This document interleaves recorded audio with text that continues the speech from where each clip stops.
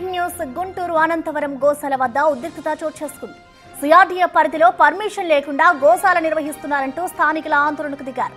గోశాల నిర్వహిస్తూ సేవ చేస్తుంటే అడ్డుకుంటున్నారంటూ స్థానికులతో గోశాల నిర్వాహకులు దురుసుగా ప్రవర్తించారు. సేవ పేరుతో ఆవులను అమ్ముకుంటున్నారని స్థానికులు ఆరోపిస్తున్నారు. ఆవులకు మంచినీరు, మేత లేకుండా చేయడంతో రోజుకు 2-3 ఆవులు చనిపోతున్నాయంటున్న స్థానికులు మండిపడుతున్నారు. ఇటు గోశాల నిర్వాహకులకు అడ్డు చెప్పిన వారిపై అక్రమ కేసులు పెడుతున్నారంటూ ఆగ్రహం వ్యక్తం చేశారు.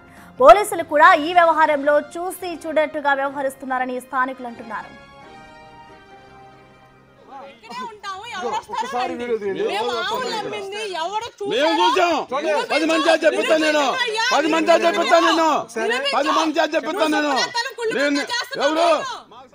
దీనిపై పూర్తి డీటెయిల్స్ ని మా ప్రతినిధి సాయి శంకర్ అందిస్తారు. సాయి శంకర్, చెప్పండి, అసలు గోశాలపై ఆరోపణలు వస్తున్నాయి. ఒకవైపు పర్మిషన్ లేకుండా నిర్వహిస్తున్నారు, ఆవులు చనిపోతున్నాయంటూ కూడా కొన్ని స్థానికులు చెప్తున్నారు. అసలు ఏం జరిగింది?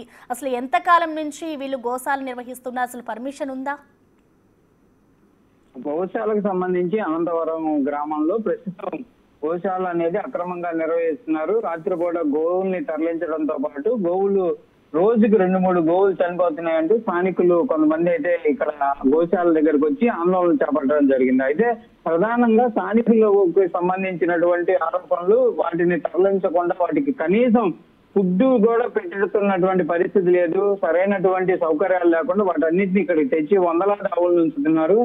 ఊరిలో ఇన్ని ఆవులను తీసుకొని వచ్చి అవి చనిపోతుంటే చాలా ఇబ్బందిగా ఉందనే విధంగా కూడా వాళ్ళైతే చెప్తున్నారు. అయితే ఈ అంశం పైన గోశాల నిర్వాహకులు అయినటువంటి తోట సురేష్ దగ్గరకు వెళ్లి వాళ్ళు మాట్లాడేటటువంటి ప్రయత్నం చేయడంలో ఇద్దరి మధ్య కూడా వాగ్వాదం చోటు చేసుకోవడం జరిగింది. ఇద్దరు కూడా ఒకరిపై ఒకరు దాడులు చేసుకున్నటువంటి పరిస్థితి ఉంది. అయితే గోశాల నిర్వహిస్తున్నటువంటి తోట సురేష్ మాత్రం గోవులకు సంబంధించినటువంటి సంరక్షణ కోసమే మేము ఇక్కడ తీసుకొని వస్తున్నాము.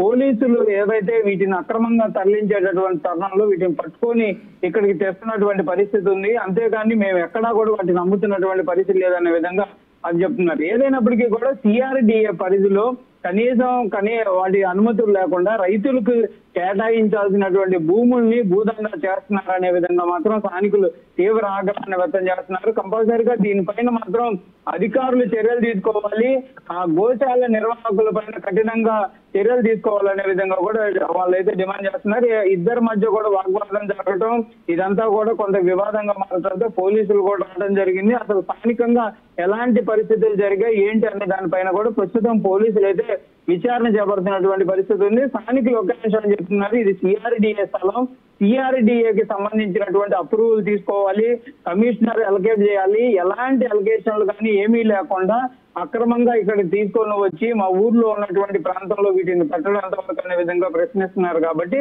మరి దీనిపైన సిఆర్డీఏ అధికారులు ఏమైనా దృష్టి పెడతారా, ఈ గోశాలకు సంబంధించినటువంటి పర్మిషన్లు ఉన్నాయా లేదా అనే దానిపైన విచారణ జరిగేటటువంటి పరిస్థితులు ఉంటాయో చూడాల్సినటువంటి పరిస్థితి అనిపిస్తుంది.